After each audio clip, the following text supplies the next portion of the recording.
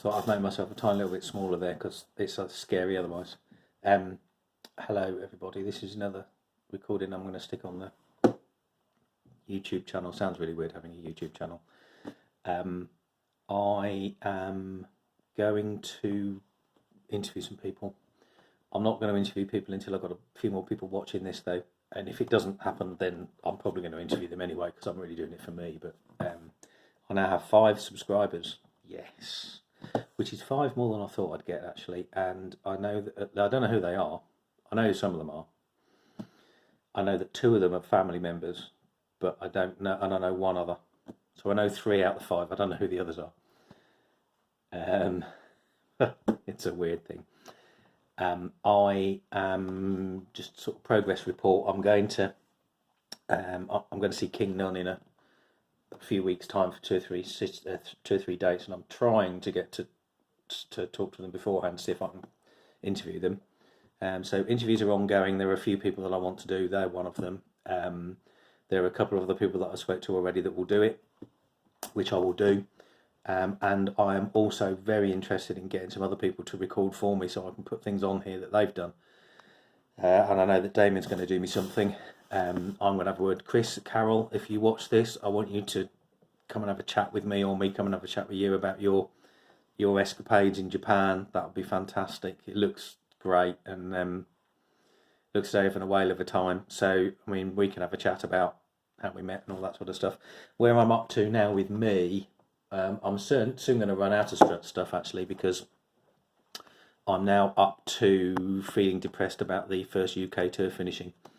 So yeah, that happened, and the 5 people that did all the gigs, 5 people that did all 8 gigs, so me and Laura and Jürgen and Rob and Jill, we were depressed because we missed it. We missed each other, but we also missed all the other people that we met as well on the tour, and missed watching the band obviously. So we set up this little chat group, and we were talking about, and I said something like, oh, let's get together and see if we can do some more dates. And I think I might have said at the end of the 8 dates, I met up with Laura just before she went home, and I actually, she booked me 2 tickets for 2 gigs in America, which was Hampton Beach and DC, I think. Dewey Beach and GT. Anyway, 2 out of 3.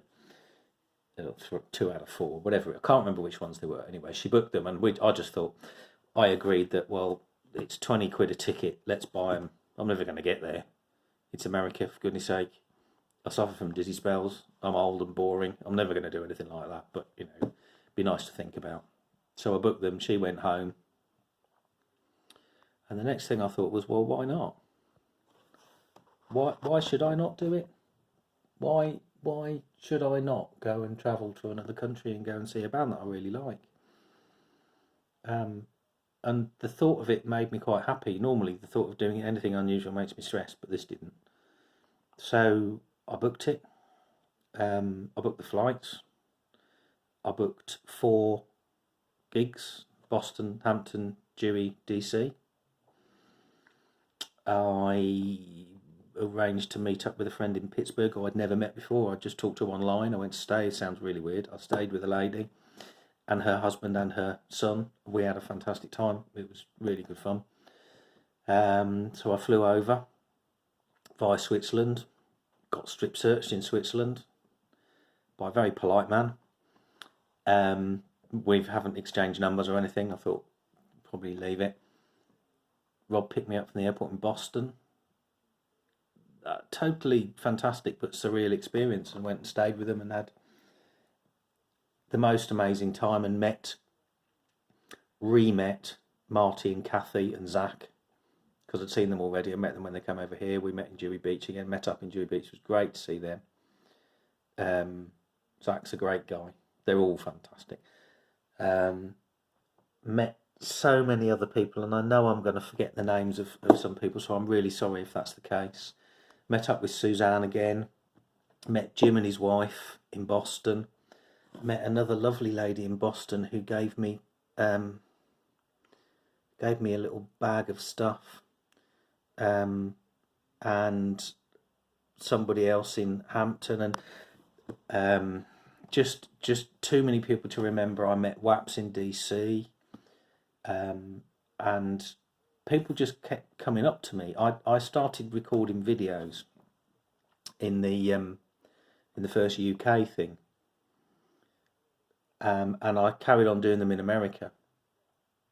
Every night after a gig, I'd just talk about the gig and talk about what it meant to me and talk about what fun I was having and all that sort of stuff.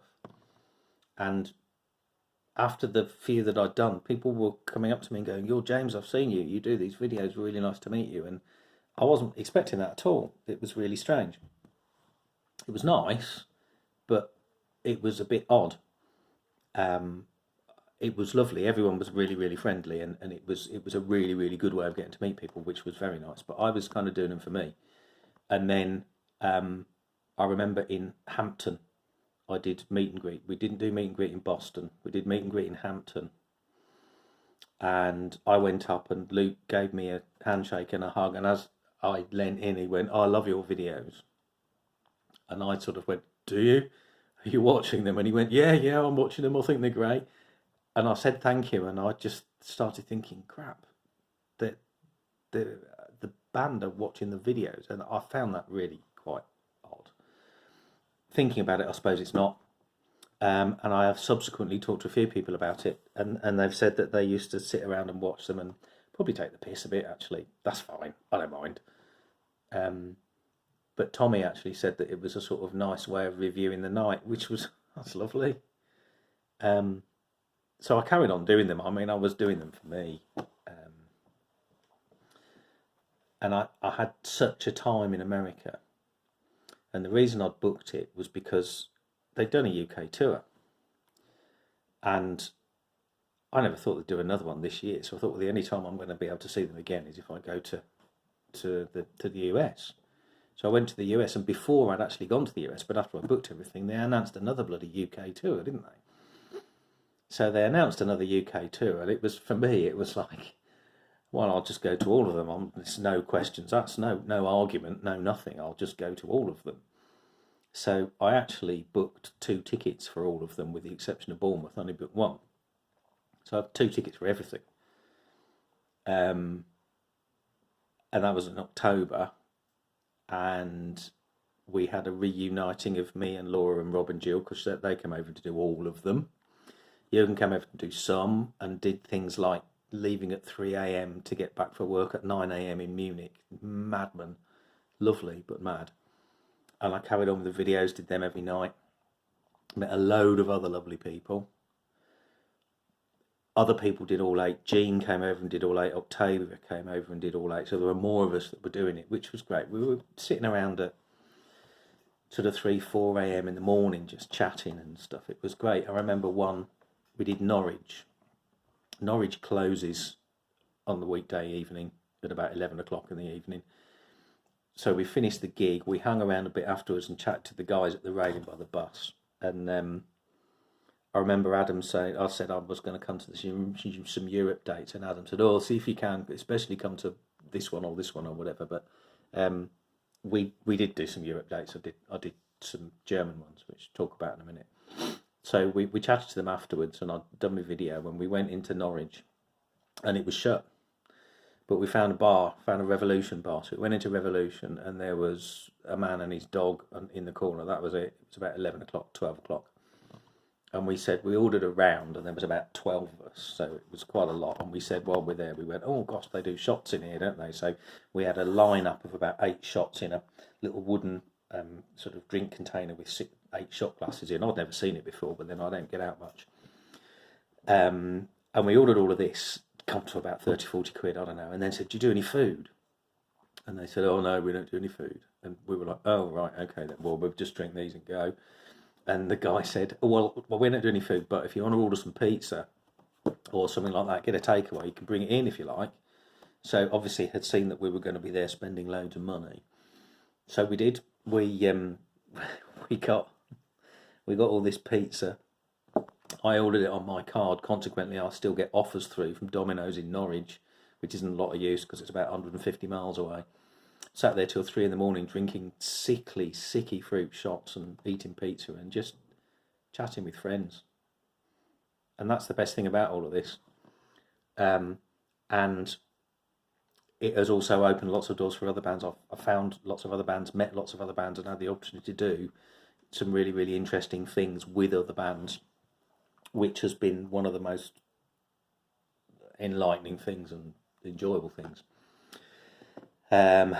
So, last thing to say in this video, there's one more about the struts, and then I'm going to have to talk about something else, and somebody else is going to have to talk to me. One of the bands that supported the struts was Kyle Faulkner, and I saw him being announced, recognised the name, didn't put two and two together, and then as soon as he walked on stage in Manchester for the first gig, I just looked at him and went, oh my goodness me, you're the guy from The View. I love The View. And he was fantastic. He played with his band, and he played some View songs, and he played some new songs. He played Grace, and he played Face for the Radio, and he played a little song on his banjo, which turned out to be a View song. I loved The View, but I only really listened to their first couple of albums, really. And if anybody is watching this and they don't know them, hats off to the Buskers, Witch Bitch, Bread and Circuses, Cheeky for a Reason, and I can't remember what the fifth album's called, but they're all fantastic. So he played these songs, and I just loved it. And we listened to him every night, and I ended up going on part of a tour with them and selling their merch, which was really good fun. But this is already up to 11.5 minutes, so I'll talk about that next time. So next time will be the European leg of the Struts tour, and the Kyle Faulkner and the Darkness. So getting away from the Struts at last.